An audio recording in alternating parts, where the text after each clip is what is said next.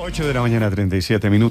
En política en Colombia, Felipe, el capítulo de hoy se llama Soltar.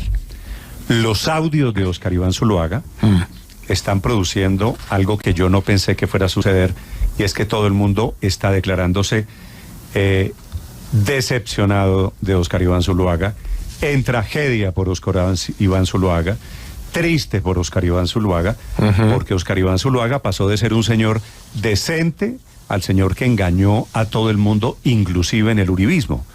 Eso es lo que demuestran las grabaciones que confirman que él sí sabía del pago de Odebrecht, que lo negó y que intentó ocultarlo, inclusive a la gente de su partido del Centro Democrático. Ese es el señor Felipe que estuvo a punto de ser el presidente de Colombia.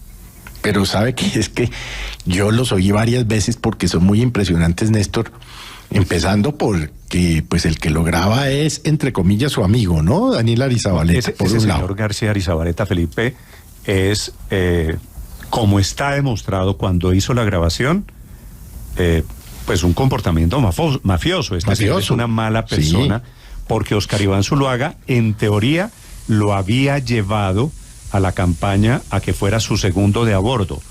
Si Óscar Iván Zuluaga hubiese ganado la presidencia en el año 2014, increíblemente ese García Arizabaleta hubiera ocupado un cargo muy importante en ese gobierno, no tenga ninguna duda. Y termina García Arizabaleta clavándole el puñal por la espalda, soltándole a la fiscalía la grabación en donde Óscar Iván Zuluaga confiesa, es decir, mal por todos lados. Está en una situación muy complicada, el doctor Óscar Iván Zuluaga, Néstor, fundamentalmente pues porque las grabaciones pues son aterradoras, pero además por el caso de su hijo, porque yo pensaba este fin de semana, yo decía, bueno, si a mí me hubiera ocurrido esto y yo hubiera metido a mi hijo en este desastre en el que lo metí yo, ¿qué haría? Pues un poco poniéndome en la situación de él para entender, ¿no? Sí. No para justificarlo, por supuesto. ¿Qué haría, Felipe? Néstor, yo haría un acuerdo con la fiscalía. Confesar, haría un principio de oportunidad, colaboración eficaz, todas esas figuras que existen. Pero ¿y qué va a de sacar a mi hijo de ese lío? La pregunta es, ¿qué va a contar, qué tiene bajo la manga Óscar Iván Zuluaga, Felipe, Néstor, para que sea atractivo para la fiscalía un eventual principio de oportunidad? Porque no sabemos. Tendría que esa la pregunta. No, porque es que la escalera en los principios de oportunidad es de abajo para arriba. Usted está abajo y va delatando al pez gordo. El pez gordo de la campaña de Óscar Iván Zuluaga era Óscar Iván Zuluaga. ¿Hay otro? Claro. Pero la pregunta es si hay otro. No creo que haya otro. Pero García Arizabaleta... ¿Y la colaboración eficaz cómo funciona entonces? No, claro, pero yo lo digo pensando en el tema de cómo sacar. Lo que pasa es que David Zuluaga, al hijo de ese lío tan berraco. Él era el gerente de la campaña.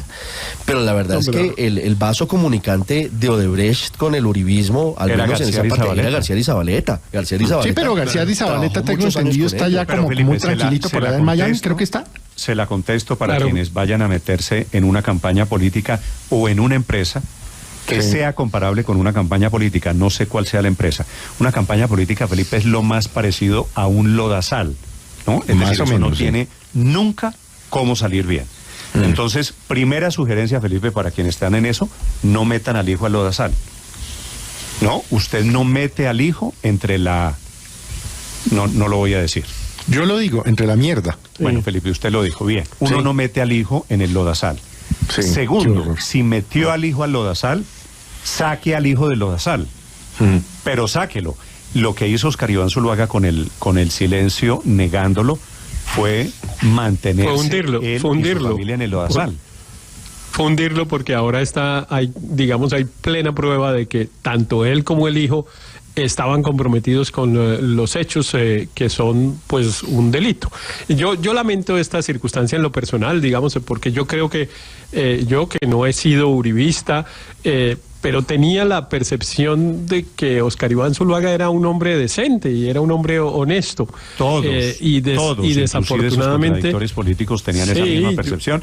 Por eso digo, Héctor, hoy lo que está pasando es que el uribismo, Paloma Valencia, Rafael Nieto, Álvaro Uribe, Todos están soltando al doctor Oscar Iván Zuluaga. Es un hombre que además económicamente tenía resuelta su vida, pertenece a una familia relativamente rica, en fin, no hay muchas explicaciones y es desde el punto de vista personal, digamos, una cosa seguramente lamentable.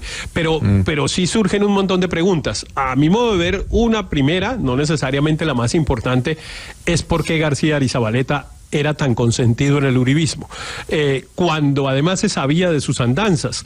Entre otras cosas, él prácticamente comenzó su vida pública falsificando un documento, ¿no?, de experiencia profesional. Fue director de Envías, en el gobierno Uribe, fue director de Coldeportes. El del documento falso fue como director de Coldeportes para acreditar una experiencia que no tenía.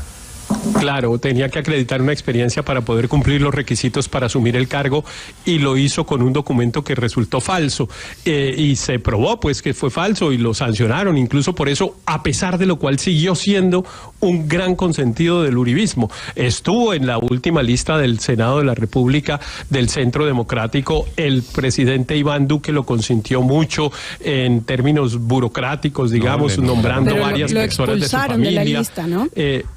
Nombrando varias personas de su familia, en fin. Entonces, ahí queda una pregunta. La doctora Susana Correa, pues que además es paisana de él, porque ambos son del Valle del Cauca, pues lo consintió mucho en la Dirección de Prosperidad Social. Ese es un primer tema que yo creo que hay que resolver, porque claro, ahora todos están diciendo, no, pues Daniel García nos engañó a todos.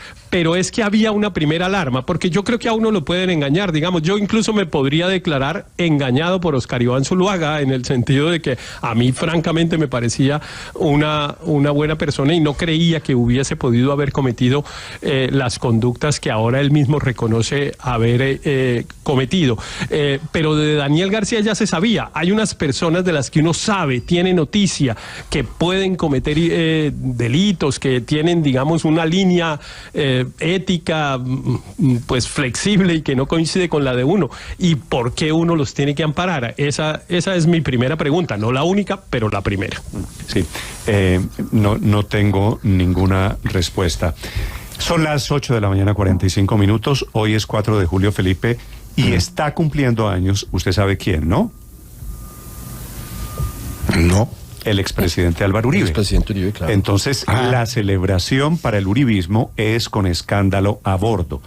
Y por eso, unos prominentes uribistas esta mañana toman distancia de Oscar Iván Zuluaga. Tal vez todos. Yo también era de la opinión de que yo le creía a Oscar Iván Zuluaga cuando él dijo que no sabía de la financiación de Odebrecht. Pero resultó que sí sabía, resultó que lo había consultado con un cura. El cura padre le aconsejó a Oscar Iván Zuluaga que se salvara. Básicamente ese fue el consejo, ¿no? Que no se inmolara. No sé, es que es tan complejo eso porque no sé el contexto en el cual el padre dio el consejo. No lo sé. Es decir, mire lo complejo. Un cura no puede decir lo que a alguien le cuenta. Sí. Pero ese sí puede ir a contar lo que el cura le dijo. Pero no Qué sabemos, cosa complejo, ¿no? No sabemos si eso fue en secreto de confesión.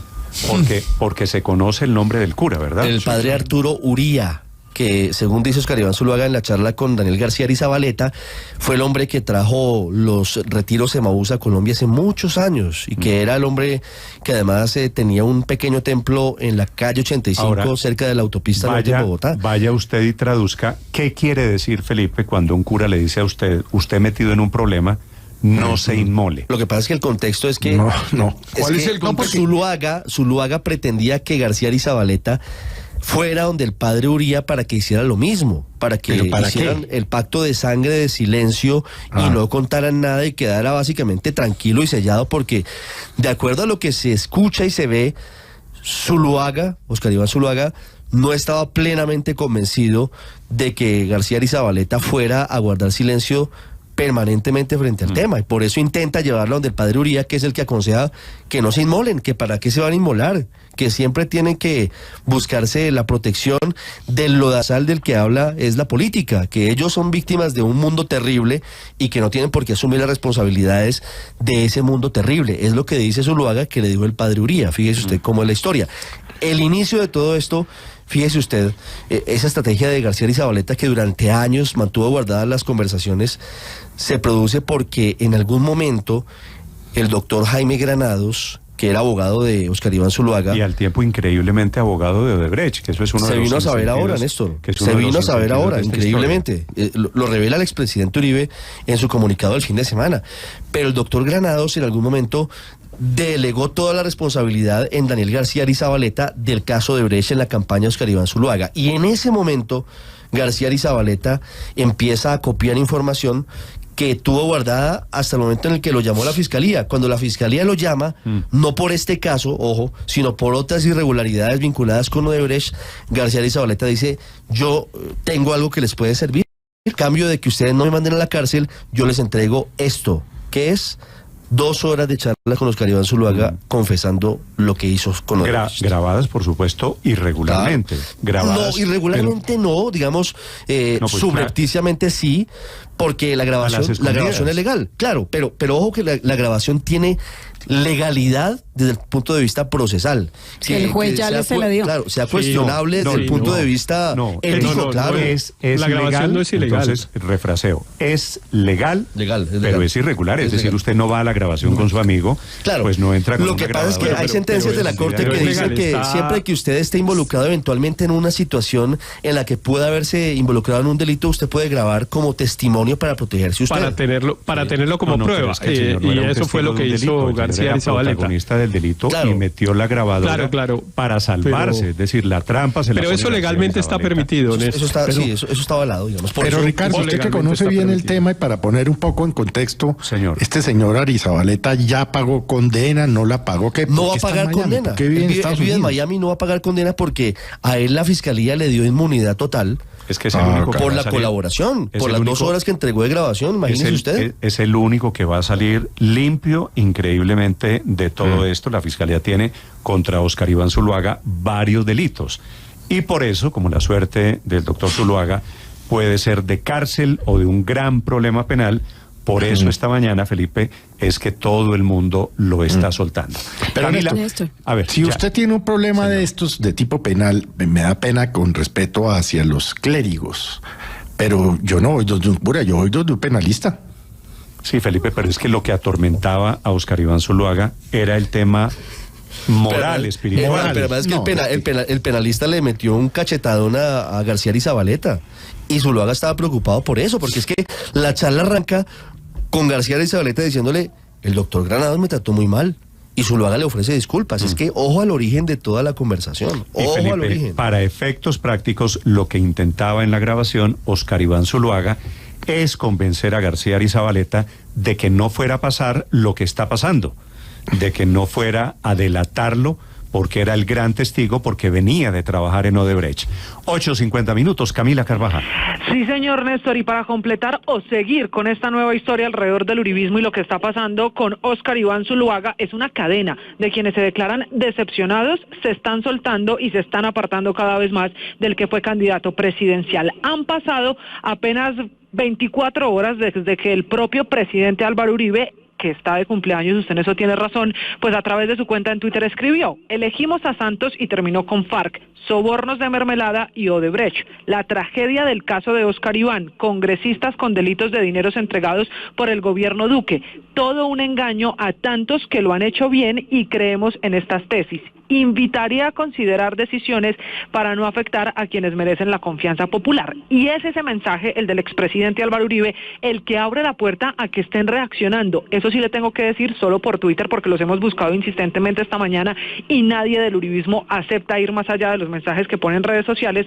Es desde el Congreso, pero también desde el partido mismo, que están tomando decisiones para soltar a Óscar Iván Zuluaga. Quizá uno de los primeros nombres que esta mañana ha sorprendido en Twitter es el de la senadora Paloma Valencia, que si usted revisa el primer audio, en la mitad, más o menos en el minuto 37, de ella habla Óscar Iván Zuluaga, porque dice que de quien recibió solidaridad en el momento del escándalo fue de Paloma y de Pacho, refiriéndose a Paloma Valencia y a Francisco Santos. De Paloma Valencia esta mañana ha puesto en sus redes sociales un hilo en total de 4 mensajes, 4 trinos. Primero, la rectitud es una sola, el respeto por la ley.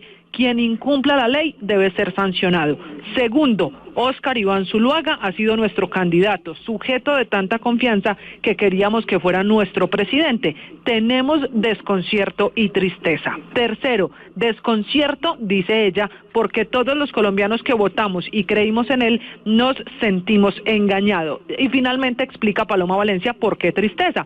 Tristeza porque sabemos que viene un proceso duro, le pedimos a Dios que le dé fortaleza para sobrellevarlo y acompañe a su familia, que prime la transparencia. Pero no es solo Paloma Valencia, también hay reacción esta mañana de nada más y nada menos Néstor Rafael Nieto, otro de los que estaba en ese momento junto a Óscar Iván Zuluaga. Entristece la dura situación que vive la familia de Óscar Iván Zuluaga, pero debe pagar por los delitos que haya cometido y disculparse con aquellos a quienes engañó para impulsar sus ambiciones políticas. Esto a propósito de quizá este fragmento de la grabación, el de la confesión misma, que es el que esta mañana más atormenta al uribismo. Padre, dígame una cosa, ¿yo qué debo hacer? Me conté la verdad de las cosas. Me contó toda la vida. Le dije, padre, yo lo sabía, esto ocurrió así. Yo quiero que me diga qué debo hacer. Desde la luz, yo soy un hombre de fe, católico. Me dijo algo sabio. Y por eso quería que usted hablara con él. Me dijo, uno tiene que protegerse. Néstor, que es el momento en el que Óscar Iván Zuluaga, en esas grabaciones que hace Daniel García Arizabaleta, está contando el episodio y la confesión que hace con el sacerdote, que le recomienda pues que no se inmole y que proteja también a su hijo. Pero le decía que otros nombres muy importantes del uribismo están reaccionando esta mañana. Le quiero leer dos más. Héctor Cadavid, el representante, ha trinado esta mañana: tenemos la responsabilidad de enfrentar situaciones difíciles para nosotros. Nos han enseñado a sostener en público lo mismo que se dice en privado. Y finalmente, Néstor, está trinando Alfredo Ramos desde Medellín, porque, como le dije en un principio, el expresidente Uribe dejó la puerta abierta a que se tomen decisiones para que esto no vuelva a pasar. Dice él, listas cerradas, concertar la renovación, la diversidad social, total ética. Los partidos políticos urgen a cambios inmediatos. Así las cosas, Néstor, esta mañana en el Centro Democrático, sin duda, este es el tema, estas son las reacciones, todos soltando a Óscar Iván Zuluaga. Camila, gracias, 8:54 minutos. Le pregunta a un oyente, padre Linero. Sí, señor. El señor Tobón. ¿Qué pregunta el señor Pregunta Tobón? para el padre Linero. Si a un sacerdote en confesión le confiesan la comisión de un delito, ¿el sacerdote está en la obligación de hacer la denuncia correspondiente? No. ¿No? No. O sea, va Óscar Iván Zuluaga y le dice, yo sabía de Odebrecht. Si es en confesión, el sacerdote tiene que quedar callado. Usará la posibilidad de decirle, hombre, en penitencia vaya y confiese. Le podría, pero él no puede hacer nada. El sigilo sacramental es absoluto. Mire, si te dice, acabo de matar a alguien, tú no puedes decir nada. Si te dice, acabo de poner una bomba allí, en tal parte, no puedes decir nada. Tendrás que buscar otro tipo de caminos para poderlo, pero el sigilo es absoluto. Muy bien, preguntas sobre el episodio de Óscar Iván Zuluaga, Felipe. Ahora resulta que Óscar Iván Zuluaga sí sabía de la financiación irregular de Odebrecht a través del contrato de $1.600.000, lo que negó toda la vida Óscar Iván Zuluaga. Aquí en todas partes lo negó el doctor Óscar. Ahora, Néstor, a mí me llama mucho la atención, bueno, supimos esto, pues ya lo vimos, Semana y tal, lo publicó y tal, pero ¿qué pasó en la campaña de Santos? Claro, es que Néstor, a ver, es que le recuerdo, a mí me parece Felipe, que ¿Por qué tanto sigilo, tanto silencio? ¿Por qué? ¿Qué pasó Felipe, ahí? Le recuerdo una cosa, en el año 2014 cuando fue la campaña Santos contra Óscar Iván Zuluaga, la financiación de Odebrecht no era un delito. Fíjese que a Óscar Iván Zuluaga la Fiscalía no lo está acusando del delito de la financiación irregular porque eso se volvió delito, nos dimos cuenta después. Del 18. De esto, el delito más grave es enriquecimiento ilícito en este caso porque no tiene cómo justificar esa plata. Entonces aquí hay falsedad en documento privado. Pero la pregunta... Aquí hay todos los delitos menos la financiación y el fraude procesal, que es por lo que se le irondo al doctor Óscar Iván Zuluaga. Pero la pregunta de Felipe es pertinente por una cosa que yo creo que concluye un poco después de oír esta cosa horrible de lo de Óscar Iván Zuluaga. La política en Colombia está llena de ambiciones y de ambiciosos que no respetan pinta que pasan por encima de cualquier cosa. No. Esto sí sin realmente escrúpulo, es Aurelio, sin escrúpulo y sin asco, para complementársela bien bueno. Ahora, él fue a mis espaldas del Centro Democrático, pues me suena igualito a eso. Fue a mis espaldas, me acabo de enterar. Eso también pues queda ahí para esto. Y con respecto al hijo, le digo una cosa, ya que Héctor o alguien hacía una pregunta. El hijo no era menor de edad. Eso de que yo voy a salvar a mi hijo que lo metí en esto, el hijo también sabía en qué estaban haciendo, o cuántos años tenía el hijo. No, el hijo no era un inocente párvulo que lo metieron a llevar una contabilidad y a manejar unos trabajadores y una plata. No, el hijo era un hombre que hecho y derecho que estaba involucrado, porque vuelvo termino por donde empecé, porque la ambición es tal que no les importa a quién meter, a quién salpicar, con tal de cumplir unos objetivos personales, que yo creo que es la lección que dejan. ¿Hasta cuándo Colombia con esta política realmente que es un escándalo nacional y es un escándalo mundial? Oiga, Néstor, estamos hablando de dos campañas presidenciales salpicadas por Odebrecht. Fíjese que estamos hablando campaña de 2014, campaña del año pasado. No ha cambiado mucho la política alrededor de la financiación. Es que eso era lo que yo le iba a decir. Mire, yo me leí la revista Semana de punta a punta el fin de semana y claramente, pues lo que se demuestra ahí es que Óscar Iván Zuluaga mintió sobre haber recibido una plata para pagar a un publicista de su campaña. Debe responder, sin duda. Pero la historia de la política en Colombia es que los topes se han violado en campañas de todos los colores, las tendencias, en cajas de estrellitas llegó plata, en maletas, en otra, en bolsas de basura, en otras. Benedetti hace menos de un mes habló de 15.000 millones en la campaña de Petro Presidente. Otto Ula estuvo en la cárcel y Roberto Prieto por la campaña de Santos. O sea, lo que quiero decir es, esto más allá de ideología o tendencias. Y en los años 90 la financiación fue con plata del narcotráfico. Cambiamos de delincuente cada 4 años. Pero el común denominador, Néstor, es que lo de los topes es una falacia. Y nadie sabe, entre otras cosas, cuál es el criterio para fijar estos topes y se han violado de manera sistemática en la historia de Colombia en todas las tendencias políticas. O sea, lo triste y dramático es que esto se aleja de decir hay unos buenos y unos malos. Aquí todo esto ha sido un lodazal, como ustedes lo describían, pero el común denominador es la frase famosa que también está en Semana de que esto hay que dejarlo en tablas para que no haya una crisis institucional. A mí me preocupa mucho. El en tablas es cortesía de Alex Vega. Correcto. Y entonces hay que dejarlo en tablas y seguimos replicando el mismo esquema de doblas contabilidades. Consuelo, en tablas quiere decir para estos efectos todos hacemos lo mismo. Hagámonos pasito. Hagámonos pasito, no estallemos aquí unas cabezas y resulta que se sigue replicando y se tapa un escándalo con otro. Entonces los 15.000 millones de Armando Benedetti, ya hoy tenemos el principio de oportunidad de Óscar Iván Zuluaga, y yo no quiero sonar a que todos lo han hecho, entonces no es malo. Al revés, como todos lo han hecho, creo que esto hay que mirarlo de fondo. El tema de financiación de campañas en Colombia no se ha resuelto y el Consejo Nacional Electoral no tiene las respuestas, entre otras cosas. Sí, pero a propósito del tema... Es parte pero saben, Néstor, ¿no? Perdón, Héctor, pero es que sabe que pensando en la conversación del doctor Óscar Iván con el padre Uría, pues eso lo que denota es, yo no sé si la inocencia o la estupidez de Óscar Iván, pero entre otras cosas es que, todos están sorprendidos. ¿Quién le presentó a los de Odebrecht a Andrés Felipe Arias? ¿El expresidente Uribe? Ajá. ¿En dónde? Pues, en la Casa de Nariño. Palacio. Claro. Entonces se pone uno a mirar, no será, va a decir una barbaridad en defensa de este señor, a quien he visto una vez entrevistado en Blue Radio, de Zuluaga. Lo cogieron fue de pendejo. Pero mire, yo creo que a todo el mundo sabía todo, hombre. Héctor, de la reflexión. Vuelvo y le digo, ¿quién le presentó creo que a Martinelli? Yo no sé cómo se llamaba ese señor que estuvo en Casa Nariño. Claro, pero es que era una empresa. Era una empresa teóricamente que tenía una oficina en Colombia y que hasta ese momento era legal, supuestamente.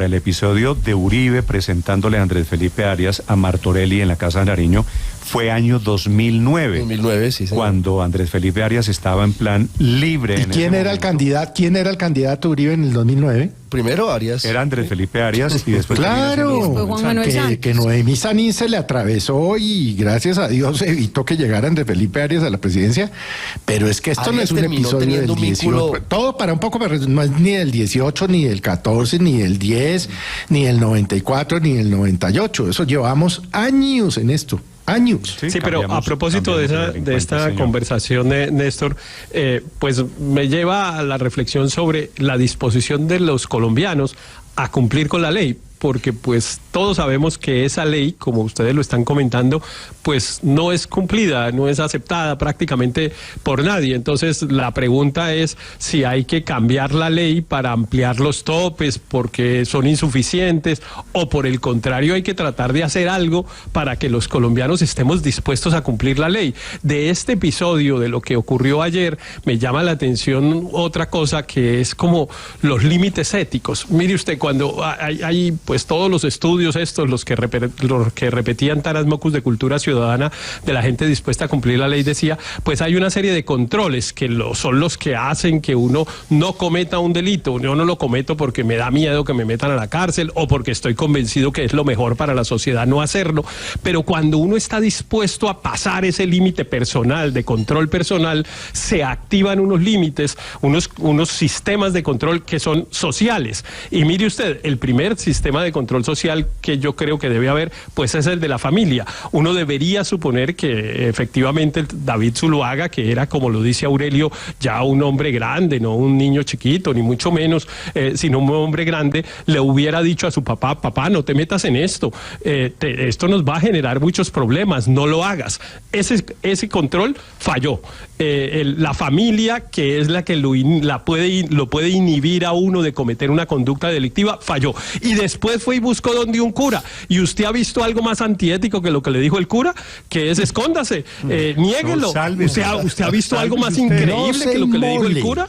No se inmole, le dijo. Lo del cura es una cosa increíble. El cura, pues sí, el cura, si bien no está obligado a contar. Pero ojo que no conocemos el contexto en el que se lo dijo. Pero lo del cura es grotesco, cualquiera sea el contexto, padre, porque el señor va y le dice, yo cometí un delito, y y el padre y el cura le dice, niéguelo, no se vaya a dejar joder. ¿Le dijo eso, Héctor? Eso es lo que dijo Oscar Iván Zuluaga. Bueno, entonces, porque es que terminamos juzgando al padre sin haber escuchado al padre. Yo no escucho al padre. A mí me cuesta que alguien desde la moral y de la ética diga esas cosas. Es decir, a mí me cuesta eso. Eso es lo que dice Oscar Iván Zuluaga. Ok, digamos así, precisemos eso. Que le dijo el padre. Pues es lo que dice Oscar Iván que le dijo el padre, pero tampoco lo sabemos. ¿Qué No lo sabemos, Felipe. ¿Qué hace el De candidato? golpe se lo dijo para hacerle sentir un tema de conciencia a Zabaleta. Sí, claro. Es posible, pero No, yo no sé. ¿qué hace el candidato? Al candidato, en teoría, se le blinda digo en teoría porque en la práctica puede que sea distinto, pero en teoría al candidato se le blinda de todo lo que tiene que ver con plata, porque todo lo que tiene que ver con plata termina enredándose. Para que todo sea a sus espaldas. Y el pararrayo, sí, tristemente así funciona, y el pararrayos termina siendo el gerente de la campaña. En el caso de Juan Manuel Santos, por ejemplo, recuerde usted quién fue director de la DIAN, fue el gerente de campaña en 2014. Se me escapa en este momento el nombre, pero él, Santiago Rojas, sí, gracias. Sí, pero termina siendo el pararrayos porque dicen el candidato no tiene nada que ver con plata. Aquí hay una persona encargada de las finanzas de la campaña que es el que decide qué préstamos se hacen, cómo se autoriza el ingreso de la plata. Y aquí lo que vemos es que Zuluaga estaba al tanto de por lo menos 5 reuniones con Martorelli pidiéndole la plata para la publicidad. Es que eso Oiga, Ricardo y Néstor, aquí hemos hablado de Oscar Iván Zuluaga, de su hijo David, de Santos, de Andrés Felipe Arias, de un montón de nombres que de una u otra manera pertenecen al pasado, pero lo que me tiene a mí, además de estar como estoy esta mañana también en la Liga de los Corazones Rotos, porque yo también admiré mucho a Oscar Iván Zuluaga, pero lo que me tiene a mí preocupado es que hay un nombre en todo este escándalo, uno solo, que no pertenece al pasado sino al presente, que es el del registrador Alexander Vega, que mencionado allí como en su papel en el Consejo Nacional Electoral, pero no solo pertenece al presente, en sus manos está la credibilidad de las elecciones que vienen ahora. Entonces, a mí toda la situación del pasado me entristece, pero la del presente y del futuro me preocupa fundamentalmente. Andrés, y no sé ¿Qué podemos hacer para obtener una garantía? No ha dado respuestas el doctor Vega. No. Esta mañana Felipe no habla. Obviamente, yo no sé en dónde construyeron la cueva, la caverna, en donde están escondidos esta mañana Óscar Iván Zuluaga, el defensor del pueblo, el registrador Vega, el abogado Jaime Granados, descubriendo por los laditos una cantidad, toda la cadena de Lo único cierto es que lo que planteó Alexander Vega se cumplió. Porque al final terminaron en tablas. Sí. Carlos Camargo era magistrado del Consejo Electoral y propuso archivarle a Óscar Iván Zuluaga y le archivaron. La doctora Adriana Hernández había llevado ponencia sancionando la campaña de Santos y fue derrotada.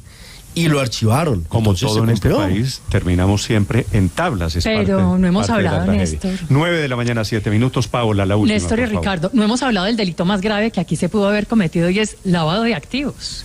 No, lavado de activos puede dar hasta 30 años de cárcel, mientras que enriquecimiento ilícito, Ricardo, da de 5 a 10 años.